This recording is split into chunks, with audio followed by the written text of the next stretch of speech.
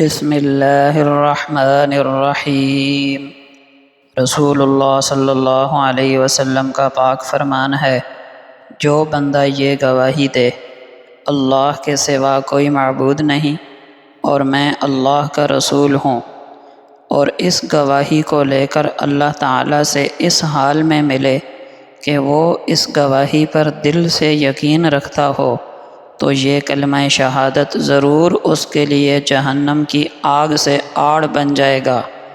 ایک روایت میں ہے کہ جو شخص ان دونوں باتوں کا یعنی اللہ کی توحید اور رسول اللہ کی رسالت کا اقرار لے کر اللہ تعالیٰ سے قیامت کے دن ملے گا، وہ جنت میں داخل کیا جائے گا، چاہے اس کے نامہ اعمال میں کتنے ہی گناہ موجود ہوں۔ یہ روایت مسند احمد میں موجود ہے۔ محدثین نے، شارحین حدیث نے دیگر احادیث طیبہ کی روشنی میں اس حدیث کا اور اس جیسی دیگر احادیث کا مطلب یہ بیان کیا ہے کہ جو بندہ شہادتین کا، اللہ کی توحید اور رسول اللہ کی رسالت کا اقرار لے کر اللہ کی بارگاہ میں پہنچے گا اور اس کے نامہ اعمال میں گناہ بھی ہوئے، تو اللہ تعالیٰ اسے جنت میں تو ضرور داخل فرمائیں گے، اب یا تو اپنے فضل سے گناہوں کو معاف فرما کر یا جہنم کی آگ میں گناہوں کی سزا دے کر، لیکن بالآخر یہ شخص جنت میں پہنچ جائے گا۔ حضرت عبداللہ ابن مسعود رضی اللہ عنہ روایت کرتے ہیں کہ نبی اکرم صلی اللہ علیہ وسلم نے 3 مرتبہ ارشاد فرمایا، غلو کرنے والے ہلاک ہو گئے۔ دوستو، یہ الفاظ معمولی نہیں ہیں، اللہ کے نبی نے 3 بار دہرا کر امت کو خبردار کیا۔ غلو کا مطلب ہے حد سے بڑھ جانا، انتہا پسندی اختیار کرنا، پھر چاہے وہ عقیدے میں ہو، عبادات میں ہو یا شخصیت کے بارے میں ہو۔ غلو کا مطلب ہے حد سے بڑھ جانا۔ غلو کی کئی شکلیں ہیں۔ عبادات میں اتنا آگے بڑھ جانا کہ خود کو مشقت میں ڈال لینا، انبیاء کو، بزرگان دین یا علماء کی تعظیم میں حد سے گزر جانا، اور مقدس ہستیوں کو خدا تعالیٰ کی صفات میں شریک کر دینا، کسی معاملے میں اپنی رائے کو دین سے بڑھا دینا، یہ سب غلو کی شکلیں ہیں جو بندے کو تباہی کی طرف لے جاتی ہیں۔ محترم دوستو، دین مکمل ہو چکا، اب اس میں کمی یا اضافہ گمراہی ہے۔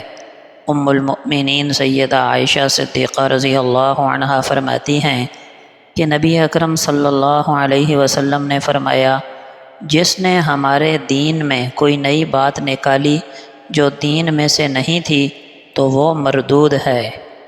یہ حدیث اسلام کے بنیادی اصولوں میں سے ایک ہے۔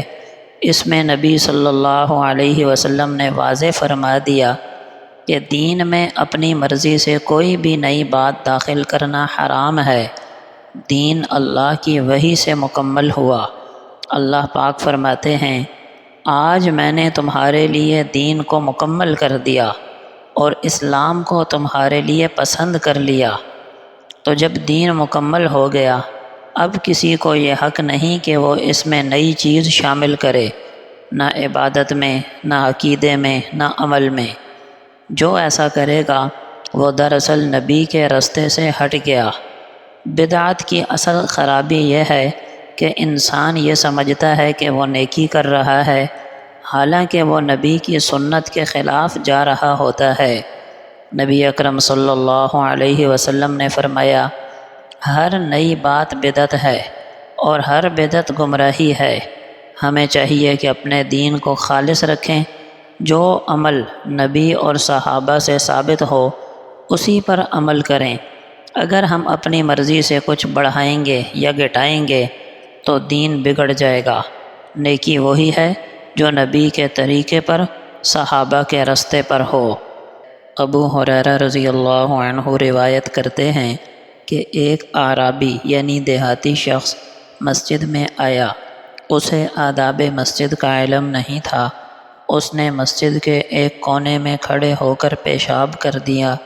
صحابہ کرام رضی اللہ عنہم کو یہ منظر سخت ناگوار گزرا۔ وہ فوراً اٹھے تاکہ اسے روکیں یا سزا دیں، لیکن نبی اکرم صلی اللہ علیہ وسلم نے فرمایا، اسے چھوڑ دو، اس کے پیشاب پر ڈول پانی بہا دو۔ پھر آپ نے فرمایا، تم لوگوں کو نرمی کے لیے بھیجا گیا ہے، سختی کرنے کے لیے نہیں بھیجا گیا۔ دوستو، یہ حدیث ہمیں ایک عظیم سبق دے رہی ہے کہ اسلام صرف ظاہری عبادات کا نام نہیں بلکہ حسن اخلاق کا نام ہے۔ دین کی دعوت سختی سے نہیں پھیلے گی بلکہ نرمی، علم، حلم اور حکمت سے پھیلتی ہے۔ اللہ کے محبوب صلی اللہ علیہ وسلم نے اس اعرابی کو ڈانٹا نہیں بلکہ تحمل اور پیار سے سمجھایا۔ اس نرمی کا اثر یہ ہوا کہ اس اعرابی کا دل بدل گیا اور اسلام کی محبت سے بھر گیا۔ یہ تعلیم آج بھی ہمارے لیے ہے کہ اگر کوئی شخص غلطی کرے، گناہ کرے یا جہالت میں کوئی بے ادبی کر بیٹھے تو ہمیں اس پر غصہ نہیں کرنا چاہیے بلکہ اللہ کے محبوب کے طریقے پر چلنا چاہیے۔ نرمی اختیار کرو، شاید تمہاری نرمی کسی دل کو ایمان کی روشنی دے دے۔ یاد رکھیں، نرمی میں دل جیتنے کی طاقت ہے اور یہی نبی اکرم صلی اللہ علیہ وسلم کا طریقہ بھی ہے۔ حضرت عثمان رضی اللہ تعالی عنہ بیان کرتے ہیں کہ نبی اکرم صلی اللہ علیہ وسلم نے فرمایا، جو شخص عشاء کی نماز جماعت کے ساتھ پڑھے اسے آدھی رات کے قیام کا ثواب ملتا ہے، اور جو عشاء اور فجر دونوں نمازیں جماعت کے ساتھ ادا کرے اسے ساری رات کے قیام کا ثواب ملتا ہے۔ یہ روایت جامع ترمذی میں موجود ہے۔ یہ حدیث نماز باجماعت، خاص طور پر عشاء اور فجر کی اہمیت کو انتہائی خوبصورت انداز میں بیان کرتی ہے کہ جو شخص صرف عشاء کی نماز جماعت کے ساتھ ادا کرے، اللہ تعالیٰ اسے آدھی رات تہجد میں عبادت کرنے جیسا ثواب عطا فرمائیں گے، اور جو فجر بھی باجماعت ادا کر لے گویا اس نے ساری رات اللہ کے حضور قیام کیا۔ یہ تہجد، نوافل اور رات کی عبادت کا پورا ثواب محض چند منٹ کی مشقت ہے۔ اگر خلوص اور جماعت کے ساتھ یہ نمازیں ادا کی جائیں تو اللہ تعالیٰ اتنا عظیم اجر عطا فرماتے ہیں جتنا عام انسان گھنٹوں میں بھی نہ کما سکے۔ لہٰذا عشاء اور فجر کی نمازیں خصوصاً باجماعت ادا کرنے کی پابندی کریں، کیونکہ یہی چھوٹا عمل آپ کی پوری رات کی عبادت بن سکتا ہے، بغیر جاگے، بغیر تھکے، صرف اخلاص اور وقت کی پابندی سے۔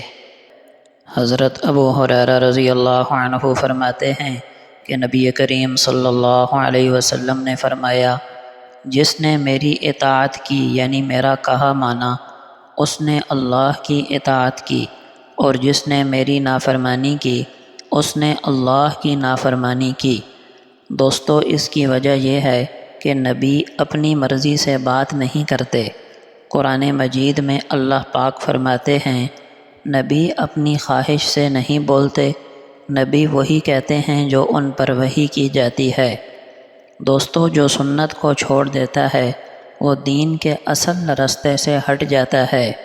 نبی کریم صلی اللہ علیہ وسلم نے فرمایا، میری امت کے سب لوگ جنت میں جائیں گے سوائے ان کے جنہوں نے انکار کیا۔ صحابہ نے پوچھا، یا رسول اللہ، انکار کون کرے گا؟ آپ نے فرمایا، جس نے میری بات مانی وہ تو جنت میں جائے گا، اور جس نے میری نافرمانی کی اس نے جنت میں جانے سے انکار کر دیا۔ حضرت انس بن مالک رضی اللہ عنہ سے روایت ہے کہ ایک دن رسول اللہ صلی اللہ علیہ وسلم نے حضرت معاذ بن جبل رضی اللہ عنہ سے فرمایا، جب کہ وہ آپ کے ساتھ ایک ہی کجاوے پر سوار تھی۔ فرمایا، اے معاذ! انہوں نے عرض کیا، لبیک یا رسول اللہ وسعدیک، اے اللہ کے رسول، میں حاضر ہوں۔ آپ نے پھر فرمایا، اے معاذ! انہوں نے پھر عرض کیا، لبیک یا رسول اللہ وسعدیک، اے اللہ کے رسول میں دل و جان سے حاضر ہوں۔ 3 بار ایسا ہی ہوا۔ پھر آپ صلی اللہ علیہ وسلم نے فرمایا، اے معاذ، جو شخص سچے دل سے اس بات کی شہادت دے کہ اللہ کے سوا کوئی معبود نہیں اور محمد صلی اللہ علیہ وسلم اللہ کے رسول ہیں، تو اللہ تعالیٰ نے دوزخ پر ایسے شخص کو حرام کر دیا ہے۔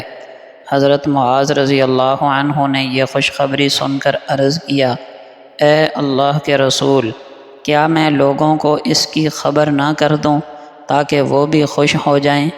رسول اللہ صلی اللہ علیہ وسلم نے فرمایا، ایسا نہ کرو، کیونکہ پھر وہ اسی بات پر بھروسہ کر کے بیٹھ جائیں گے، یعنی عمل کرنا چھوڑ دیں گے۔ حضرت انس فرماتے ہیں کہ حضرت معاذ بن جبل رضی اللہ عنہ نے اس خوف سے کہ کہیں حدیث چھپانے کے گناہ میں شامل نہ ہو جاؤں، اپنی زندگی کے آخری وقت میں یہ حدیث لوگوں کے سامنے بیان کر دی۔ محترم دوستو، جن احادیث میں صرف لا الہ الا اللہ محمد الرسول اللہ کے اقرار پر دوزخ کی آگ کا حرام ہونا مذکور ہے، شارحین نے ان جیسی احادیث کے 2 مطلب بیان کیے ہیں۔ ایک تو یہ کہ دوزخ کے ابدی عذاب یعنی ہمیشہ کے عذاب سے نجات مراد ہے، جو کفار و مشرکین کے لیے ہوگا، یعنی ان کلمہ گو مسلمانوں کو کفار و مشرکین کی طرح ہمیشہ کے لیے دوزخ میں نہیں رکھا جائے گا، اگرچہ برے اعمال کی سزا کے لیے کچھ وقت کے لیے دوزخ میں ڈالا جائے گا۔ دوسرا مطلب یہ ہے کہ کلمہ طیبہ کی شہادت پورے اسلام کو اپنے اندر سمیٹے ہوئے ہے۔ مطلب یہ ہے، جس نے سچے دل سے اور سوچ سمجھ کر کلمہ طیبہ کی شہادت دی اور اس کی زندگی مکمل طور پر اس دین اسلام کے مطابق ہوئی، تو وہ یقیناً جنت کے اندر داخل ہوگا اور جہنم اس پر حرام ہوگی۔